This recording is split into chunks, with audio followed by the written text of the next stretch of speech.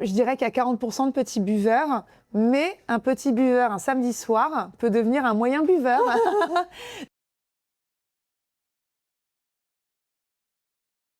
On a beaucoup de menus type méditerranéen et français parce que c'était plus facile au début d'avoir des plats qui soient pas très excentriques, on va dire, parce que ça faisait beaucoup d'un coup de dîner avec des inconnus et puis dans un restaurant peut-être qui est plus engageant, tu vois, manger avec les doigts, des choses comme ça. Au début, on n'a pas fait. Parce qu'on s'est dit, voilà, c'est un peu trop d'un coup. Mais donc, du coup, on a choisi des restaurants qu'on a testés d'abord au début, en plus, parce que sur Paris, on teste très régulièrement. C'est plus dur dans les autres villes, mais voilà, quand même, on va tester. Et donc, on a pris des menus un peu plus faciles, des plats un peu plus réconfortants, plus simples, que les Français aiment. Mais là, maintenant, on s'amuse un peu plus. On a des Mexicains, on a des Japonais, on a plein de choses. Parce que ça fait aussi partie de la découverte. Et on sait qu'on a 40% de nos convives qui viennent chez Dixner parce qu'ils vont découvrir d'autres lieux. Un petit entrée, plat, dessert, c'est quoi? Il y a beaucoup d'œufs maillots, Ouais. il y a beaucoup de bavettes, il y a beaucoup de menus de saison aussi, parce qu'on a des restaurants aussi qui aiment bien travailler en fonction des saisonnalités. On les encourage d'ailleurs à le faire.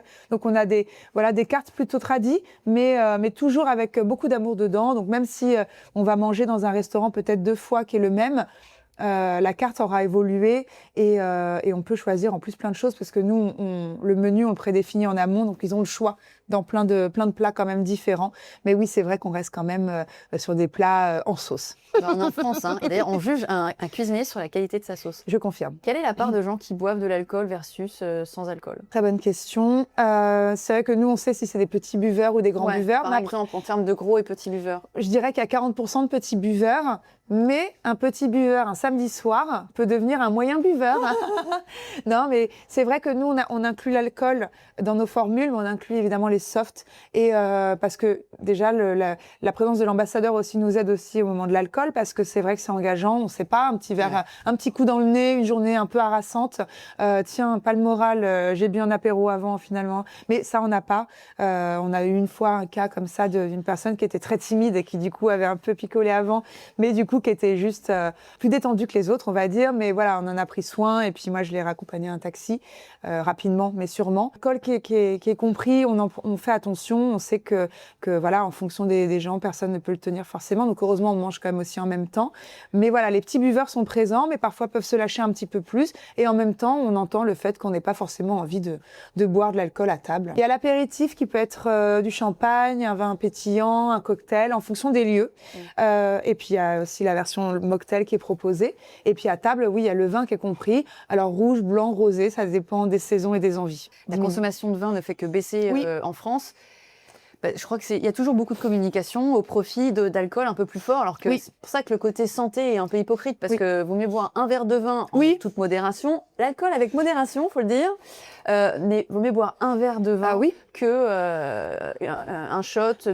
C'est plus violent en plus le shot, hein, même donc, dans le geste, hein, comme ça. Non, c'est vrai que le vin, oui, puis en plus on a des très bons vignerons en France, alors nous on est contents aussi d'y participer. Et alors, les dîners se déroulent toujours dans une salle privative. Pourquoi c'est important que ce soit dans une salle privative? Nos dîners à 10, nos brunchs et nos dégustations de vin et fromage sont dans les salles privatives, tout à fait, parce que ça délie les langues plus facilement. Il y a quand même un petit côté aussi salle à manger qui est non négligeable. Moi, j'aimais bien l'idée que, en fait, on se retrouve autour d'une table comme si on était tous invités chez un pote et qu'il allait sortir le poulet au four, nous laisser entre nous et qu'on était censé bien s'entendre. Voilà, moi, j'aimais bien cette histoire-là. Quand j'ai créé le concept, je me suis dit, je veux que ça ressemble à ça. Voilà, et ça, donc ça délie les langues. Il y a un côté aussi un peu premium. Non, on aime beaucoup ce côté-là quand on va ouvrir un rideau et qu'il y aura la salle dressée. Ça fait quand même son effet. Et puis, mais il y a vraiment, et puis il y a vraiment ce côté très convivial. Un peu du dimanche midi. Même si c'est un samedi soir, ça compte aussi. Et puis les restaurants ont un peu plus de mal à booker leur salle privative des soirs de semaine, parce que généralement, c'est plutôt les fins de semaine pour des anniversaires que la salle de 10 va être réservée, alors que nous, on n'a pas de souci, 7 jours sur 7, on la book. Il y a des dîners et des brunchs tous les jours, enfin des dîners tous les jours? Oui, parfois 15. parfois 15 par soir. Ah ouais. Et est-ce que tu sens qu'il y a une population plutôt le mardi, plutôt le jeudi, plutôt... Est-ce qu'il y a des jours comme ça, un peu comme au théâtre, tu sais, où ils sentent que la salle est différente? Ah oui, oui. Alors le mercredi, il y a souvent des cours de yoga, des cours de pilates. Donc on a moins certaines tranches d'âge de femmes ou d'hommes parce qu'ils sont au sport. Ouais. Le début de semaine, on a beaucoup de personnes qui sont dans le milieu de la restauration ou des commerçants. Ouais. Donc le dimanche soir, pour eux, c'est le samedi. Donc les dimanches soirs sont très festifs chez nous. Voilà, mais on sait qu'en fin de semaine, ça se lâche un petit peu plus. Mais on a quand même quelques codes sociaux voilà, qui font qu'on organise des expériences aussi en fonction de cela, on organise de façon pertinente aussi. On a beaucoup de gardes alternées. Donc on sait que souvent, le samedi ou le vendredi, les gens sont plus libres parce qu'ils ont peut-être... rendu les enfants à leurs partenaires. Voilà, ou le dimanche aussi, ils sont contents parce qu'il y a le coup de blues du dimanche soir. Ouais. Donc, on fait beaucoup de dîners le dimanche. Ouais. Comment ça se passe pour les retardataires? Est-ce que vous les attendez pour que le repas On ferme la commence? porte à clé. Ou est-ce qu'ils ont un gage? Comment ça se passe? En fait, on a quand même beaucoup d'actifs chez Dixner. Nos expériences commencent à 20h ou à 19h30. Donc voilà, on sait, on temporise, on sait qu'il y a le trajet de métro, et puis à Paris, bonjour. Hein. Donc voilà, il y a des petits retards, on le sait, mais justement, la partie apéritive est censée justement prendre en compte cette partie-là. Donc les gens arrivent un petit peu en retard, mais ils n'arrivent pas en courant. Ils savent que le moment de l'apéro, quand ils arrivent avant le dîner, c'est le moment où tout le monde arrive tranquillement, mais sûrement. Pas de panique, on leur dit toujours, voilà, n'arrivez pas en courant, vous allez vous saboter l'expérience. Donc voilà, mais il y a des retardataires, on le sait. Les gens arrivent à 19h30, on prend un apéritif, puis ensuite entrée, plat, dessert, et globalement ça se termine vers quelle heure? Officiellement, 23h30 minuit. Officieusement, il peut y avoir du 1h du matin, 2, 3, 5. Ah ouais. Ouais. D'accord. Okay. On sait quand on vient faire un Dixner, on ne sait pas quand on rentre. Et vraiment, en fait, à chaque nouveau dîner, il y a un mélange différent. On a moins d'hommes chez Dixner, donc c'est vrai que quand on a un homme, on a plus facilement la possibilité d'avoir une place rapidement. Donc généralement, on a la même communauté d'hommes qui se prêtent au jeu, qui viennent, parce que je pense que les femmes, on est un peu plus curieuses. Et puis les femmes, on a envie de tester plein de choses. Donc c'est vrai que les hommes sont un peu moins nombreux, on a quand même 60% de femmes. Donc on peut recroiser des hommes qu'on a déjà vus, mais bon, des femmes aussi. En fait, on a un taux de récurrence qui est de plus de 60%. Ouais. Donc on peut recroiser les mêmes têtes parce qu'on est matché avec ces personnes-là. Mais on a quand même une communauté qui est très croissante. Donc peu de chance aujourd'hui de recroiser la même personne. Et les profils à peu près On va de 18 à 79 ans, mais on n'est pas matchés ensemble. Évidemment, au début, on le faisait, mais on s'est rendu compte que les discussions avaient moins de relief parce qu'on vit pas pareil le voyage à 25 qu'à 60. Donc, il n'y avait pas beaucoup d'échanges plus, et puis les gens se revoyaient moins. Là, aujourd'hui, c'est des bandes de potes qui se créent vraiment après chaque expérience parce que c'est la même tranche d'âge. C'est un matching qui est très bien fait, qui est peaufiné.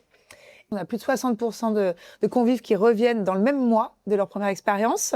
Donc, ça permet vraiment de trouver une façon de sortir son quotidien. Et comme ça se passe bien, les gens ont envie de revenir. On a une croissance qui est organique, vraiment le bouche à oreille. Une soirée qui se passe bien, comme c'est très souvent le cas. Les gens tout de suite vont écrire à leurs amis, devine ce que je viens de faire, devine ce que j'ai fait hier, à la machine à café le lendemain. Donc voilà, les gens viennent parce qu'ils en ont entendu parler. Donc c'est vrai que les femmes, on est peut-être aussi un peu bavardes et qu'on aime bien raconter dans les détails notre soirée de la veille. Donc ça pousse aussi d'autres femmes à s'inscrire. Et du coup, notre cœur de cible, c'est quand même le 40-55. Oui. Mais on a des inscriptions de 18 à 79 ans. Oui. Mais voilà, on a plutôt des actifs 40-55. Génial. Merci beaucoup, Astrid, de ton temps. Je t'en prie. C'était super. Pareil. Et on se retrouve à table. Avec plaisir. Si vous aussi, vous souhaitez être à l'aise à la table d'inconnus dans un cadre professionnel, découvrez mes formations pour transformer la convivialité en accélérateur d'influence, de confiance et de décision.